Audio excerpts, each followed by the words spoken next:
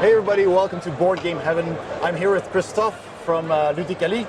Hello. Hi, and we're at the booth of a crowdfunding agency who have helped with crowdfunding several of your games as well, or are going to help you with your games.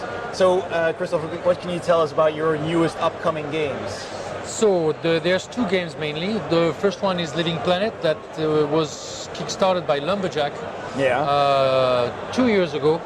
And the game shifted companies. We got it back with Ludically for several reasons. And now it's finally coming out of the production line. It's in the ship or about to be in the ship right now in the days to come. And it's going to go to the backers and after that in retail. So the backers will receive this big box that has a magnet in front and opens, and in there you have the basic box and Industria, and this is just to store all your pieces in there. Well, I'm not going to open, we have not such strong time. And then Aquarius, all expansions and all. So that's the deluxe all-in edition. Wow. The shops will have only this box for now. And depending on the success, the rest will come out. And the shops will get the game will be released in retail in beginning of 2019 in January. Okay. The backers should receive their games between November and December, depending on where they're located in the world. All right. So I don't know if I can. So what's the gist of the game? What is it about, basically? It's I would say it's a big brother of Archipelago. Just because there are some feelings, some game mechanics that are commons, but maybe 10% of the game. The exploration part looks like Archipelago, and maybe the way you manage your pieces on the board kind of looks like. The fact that it has meeples in it, kind of. Okay. But the rest is really totally different. It's a game where we're not cooperative at all. It's everybody to each his own. But you have a common enemy, which is the planet. Okay. So the story, there's a long background story that is divided in two parts, as a matter of fact. The first part is that before the rules, which tells you the story in the far future. We abandoned Earth, it's a trash. We left everything badly, and we're drifting in space for thousands of years, and we finally find a planet that maybe, even if we cannot live on it because it's not breathable, has some resources that we were missing so much. But the more we start to exploit this planet, the more we start to realize that there's a few tornadoes, earthquakes, geysers here and there. But since we are here, there are more and more. And the more companies and corporations are coming to exploit this only planet we found so far, the more the planet gets violent versus us. And at some point they emit a thesis or a theory that this planet might be alive. And she's rebelling from what we're doing to her. So it's kind of in the mood of what's happening kind of on Earth also. But here, this is the pitch. The thing is that the planet, the cataclysm, the way they pop up here and there, depends on what the players do. They kind of like remotely or indirectly control the way the cataclysm explode and where.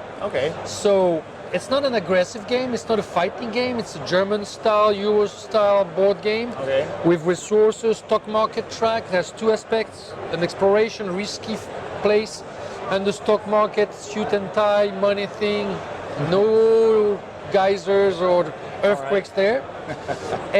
But there's a common enemy, that is the planet. And the objective during the design was to make sure that the players would be afraid of the planet. They have to be they have to fear the planet. Exactly. And that was the thing that was not easy to balance, because if the planet was too dangerous, then in a game where you're supposed to evolve and progress and build things, you were kind of stuck and stalled.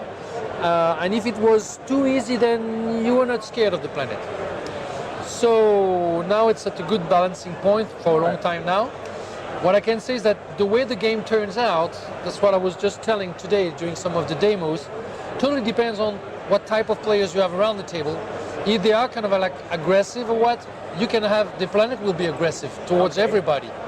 If they're more, like Disney style, bisounours we say in France, and they play nice and all, they're gonna have this typical worker German Euro style game with a theme, but without the slapping your head from the planet. Okay, Voilà. cool. That sounds very So it really depends on how the players are.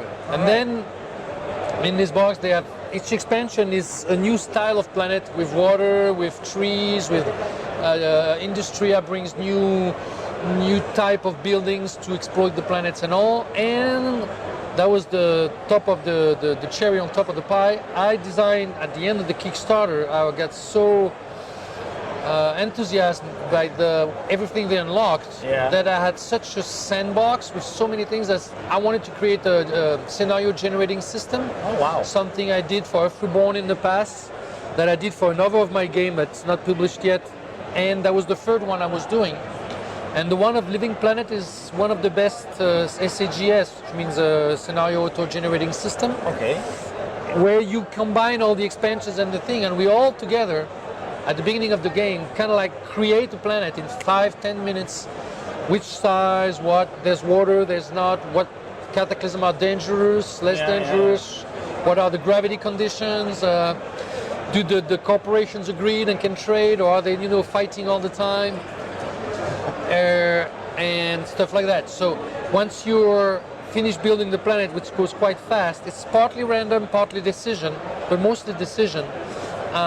Then you have a new planet every time, and I calculated, and my calculator couldn't even put the digits on how many planets you could create with all the different elements having it. So many options. Voilà. Okay. So that's the final step. Wow. And you can start playing with this generating system as soon as you did the third game. I would say you can go for it.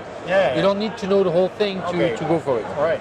So then you have Rise and Fall coming up next. So Rise and Fall, let me push this away. I have just the box here because I have only one prototype. Prototype, yeah. So you have the cover behind, and the game is played right behind us. Okay. Rise and Fall is, I would classify it in a light civilization game. Although light is in the term of rules, complexity, they're quite simple.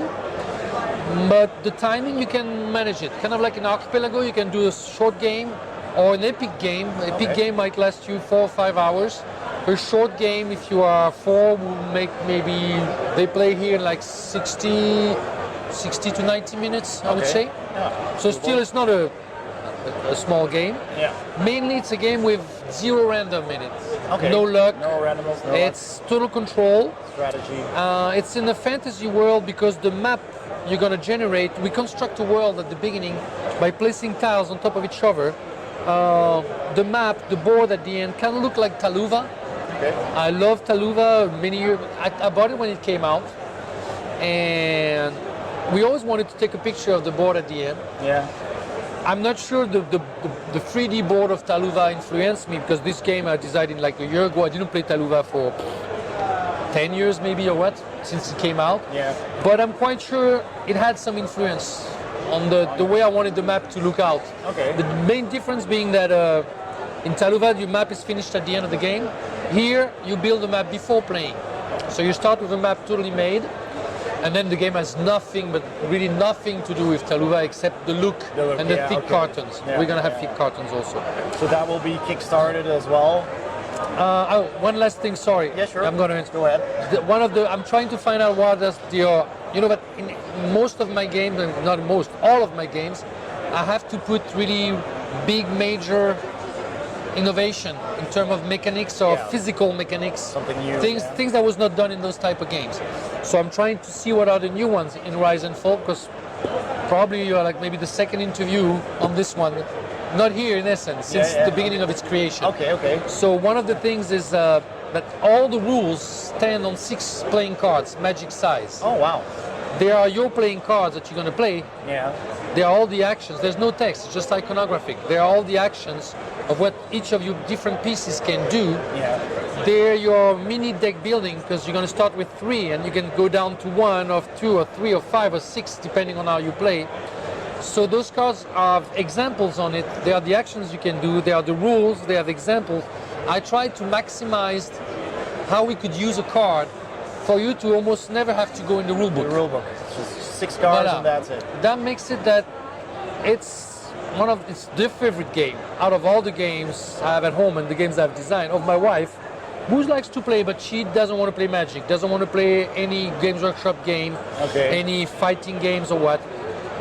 This one, whether it was Full Control, Civilization, most like heavy guy game, I would say. One first game, she was like, you like this game? So I'm so happy because this is, I don't know if you know Full Metal Planet. Full Metal Planet, I've heard of the name, yeah. Old French game, never came out again, priced 500 euros on eBay or whatever. It was a game I had no random, but the theme was totally respected. And it was kind of like a war game, science fiction and futuristic. And I really loved and played enormously this game when I was a kid. A student, I would say. And I think if I should describe this game for the people who know Full Metal Planet, I would say it's a crossbreed between Full Metal Planet, Civilization, the old one from Avalon Hill, the very first Civilization, and Taluva for the look. Yeah. All right. So this one, should be kickstarted most probably by Ludically. Yeah. No total certainty. We have no date to announce, but the game is finished in graphics and everything almost. Yeah. We have the cover, there's some races, people, designed different already. but are an optional version of the game, but gonna be in the box. Yeah. All of them are drawn. So 90% of the game is finished in design and even artworks. So we could kind of like kickstart it almost whenever. We're gonna deliver Living Planet first. Make sure that everything is done correctly. People see that even if we took time because of many things that happened in the middle, we come out with a game with we hope zero FAQ, everybody's happy and everything is perfect. And then probably the kickstart of Rise and Fall somewhere in the beginning of 2020 or probably before summer, I guess. Okay. Voilà. The game is ready. Keep an eye on that then. Once that goes live, I'll put a link in the description below so people can go and check that out. And thank you very much, Christophe, for your time and your overview of your games. And thanks a lot for watching. I hope you enjoyed the video. If you did, give it a thumbs up and don't forget to subscribe. Hit that bell icon to get notifications. And thanks a lot, and I'll see you next time on Board Game Heaven.